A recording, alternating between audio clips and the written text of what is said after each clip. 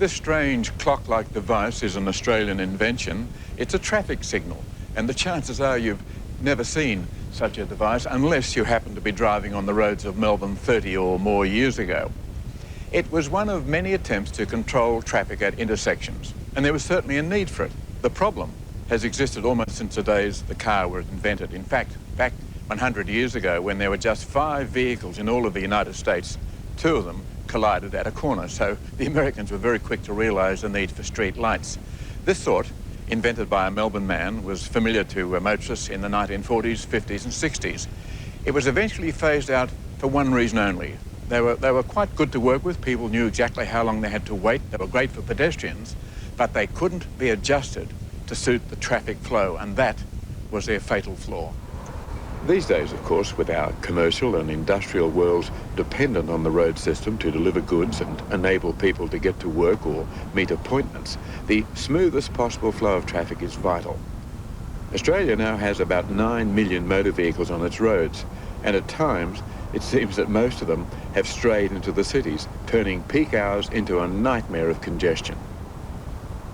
So how is it all sorted out? Well, in Melbourne, VicRoads has this impressive computerised traffic control and communication centre.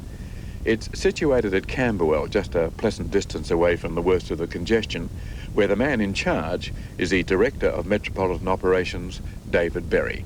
You have nearly 2,000 sets of signals in Melbourne. How on earth do you regulate traffic? How do you control the flow? Well, all of our traffic signals are really measuring the traffic out there through little detector loops cut into the roadway. Those traffic signals then measure the traffic and report back to some 25 regional computers, each controlling about 100 traffic signals and determining the strategy for traffic in that area. So it's all done by these computers in different strategic locations? That's right, and those strategic locations report back to our control room, where we've got a monitoring computer monitoring traffic overall in Melbourne. So what we're doing is measuring traffic locally and then computing the plans at a regional level and coordinating that at a central control room. So if one road is carrying a much heavier volume than the other, you give that priority? That's right. The computers are generally determining the major traffic flow direction and giving priority to that. But if there's some major incident, we can intervene manually at the control room and put in alternative plans or override the plans. Now, this is reputed to be the best system in the world. I believe you've sold it to many parts of the world. Will you tell us about that? Yes, it's been installed in Dublin, in Singapore, Malaysia, even in China, Shanghai to Dublin. All those bicycles. Hong Kong, yes, bicycles. So it's a real America. Is it the best in the world? We believe it's the best system for coordinating traffic signals in the world. Now, how does the ordinary motorist live with traffic signals? Supposing you're driving through an Australian city, how do you drive so you suffer the minimum delay? Well, firstly, if you're driving along in the traffic stream, drive at about the traffic speed and drive at the legal speed.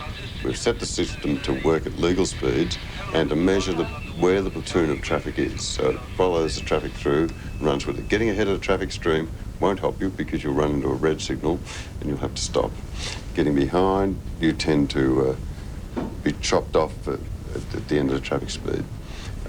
The other thing we'd say is if the traffic is stopped and you're at the front of the queue, be around the white line, because we're measuring the traffic at the white line. If you get ahead of the white line, the stop signal, then the system will tend not to pick you up. There's a sensor under the road there, is there? There's a sensor there just in front of the white line. Otherwise you're there all day or all night. Well, you could wait for a while until someone else comes along, yeah.